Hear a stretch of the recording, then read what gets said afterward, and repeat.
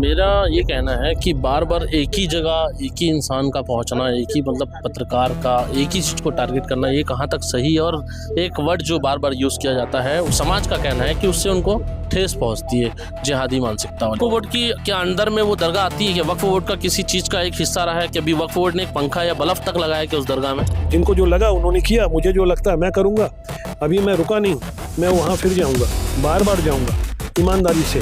मेरी कलम को, मेरे कैमरे को, मेरी पत्रकारिता को कोई नहीं रोक सकता। सही चीज़ दिखा रहे हैं, हक की चीज़ें दिखा रहे हैं, तो आप कैमरे के कार से बाहर आके रिपोर्टिंग मतलब क्यों नहीं की? नमस्कार, मेरा नाम सोहेल है और आप मेरे साथ देख रहे हैं भिलाई अपडेट। और मैं जी आज आप जहां पर गए हुए थे रिपोर्टिंग करने के लिए, एक खबर दिखाने के लिए, जो आपका कर्तव्य भी बनता है, आपका फ़र्ज भी है पब्लिक को दिखाना सच्चाई। तो आखिर आज ऐसा वहां पर क्या हुआ और क्यों ये घटनाक्रम हुई है?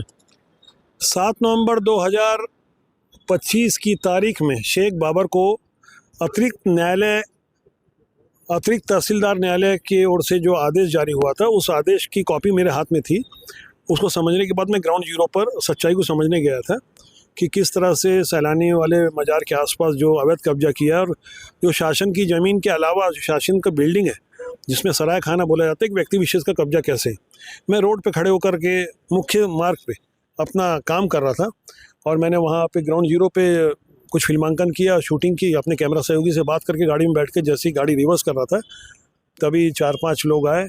उसमें एक गुलाम सिद्दीकी का नाम आया है और भी लोग थे। उसने मुझे गालियां दी और बोला कि ये गुलाम सैलानी और सैलानी वाले मज़ार के ख़िलाफ़ में आप खबर क्यों दिखा रहे हो। और माँ की गाली देते हुए, माँ बहन की गालियाँ देते हुए पत्थर से हमला किया। और एक बहुत भारी पत्थर, ईंटा, जो मेरे पास है, मैं आपको दिखा सकता हूँ, मेरे फेस में मारने की कोशिश की गई। और ये मैं इस तरह से अपने आप को रोका। यहाँ घड़ी थी और मेरा मुंह किसी तरह से, चेहरा मेरा बच गया और उसके बाद घड़ी टूट गई।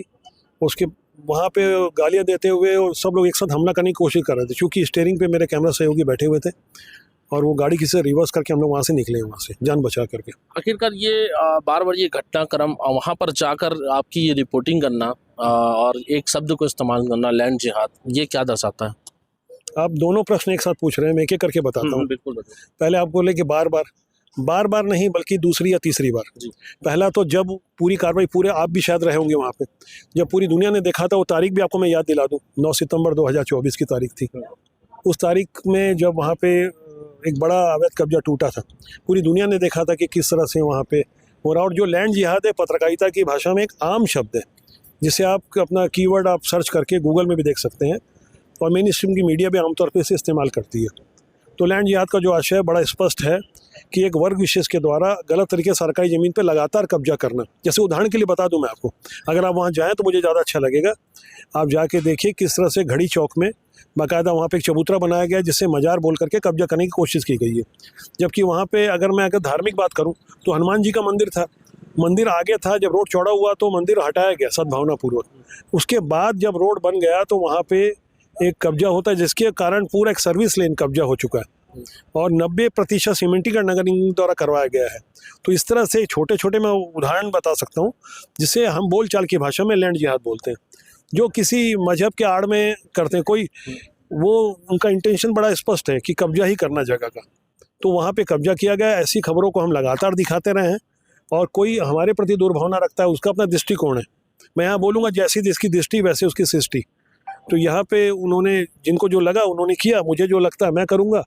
अभी मैं रुका नहीं, मैं वहाँ फिर जाऊँगा, बार बार जाऊँगा ईमानदारी से।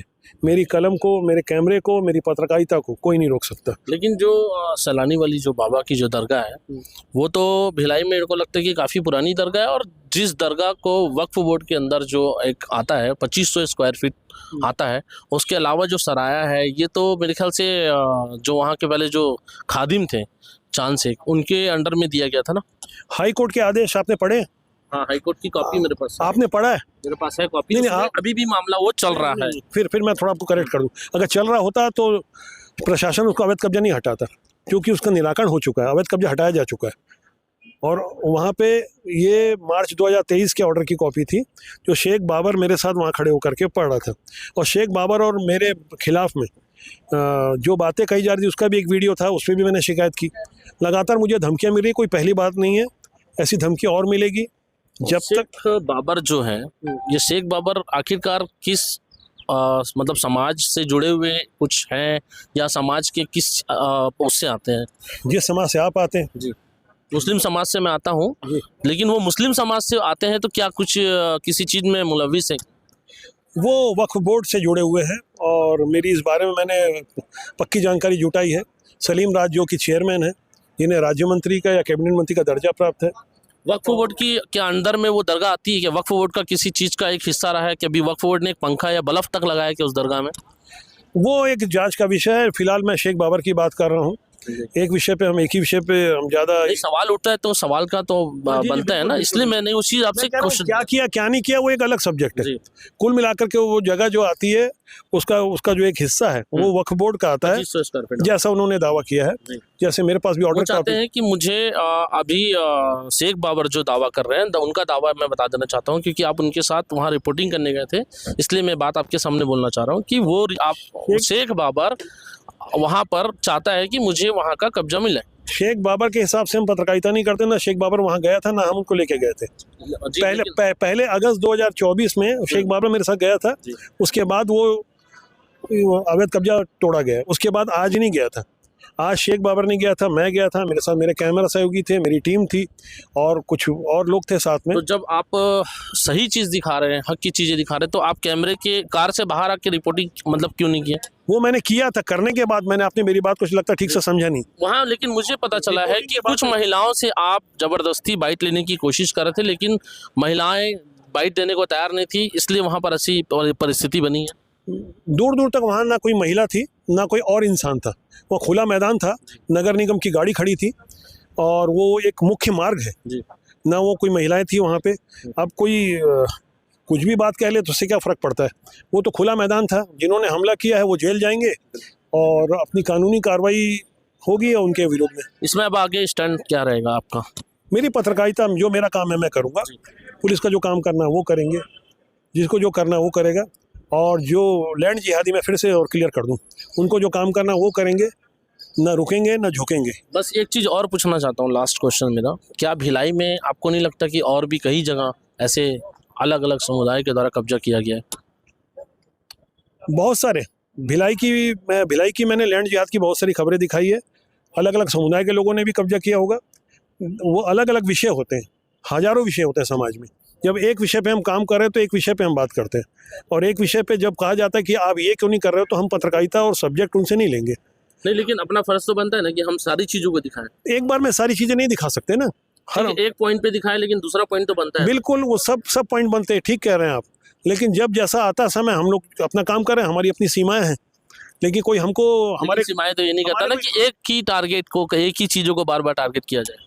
बिल्कुल ऐसा लगता है। वो आपको ऐसा लगता है। मैंने पहले कहा ना, जैसे इसकी दृष्टि वैसे उसकी सृष्टि। आपको ऐसा लगता है तो आप पे भी डिपेंड हो सकती है। सबके ऊपर दुनिया में मैं होता जैसे जिसकी दृष्टि, जो जैसा सोचता है जिसके लिए वो वैसा सोचता है। अगर मैं पूर्वाग्रह किसी के लिए रखूं तो भी ये ठीक बात नहीं है। लेकिन मेरा होना चाहिए पत्रकार सुरक्षा कानून, न केवल कानून बनना चाहिए बल्कि कानून का पालन होता दिखना चाहिए। और जब पत्रकार सुरक्षित नहीं रहेगा तो निश्चित रूप से ईमानदारी से पत्रकारिता कैसे हो पाएगी। और हम तो डटे हुए हैं और हो सकता है कि कितनी आवाज़ों को ऐसे दबा दिया जाए।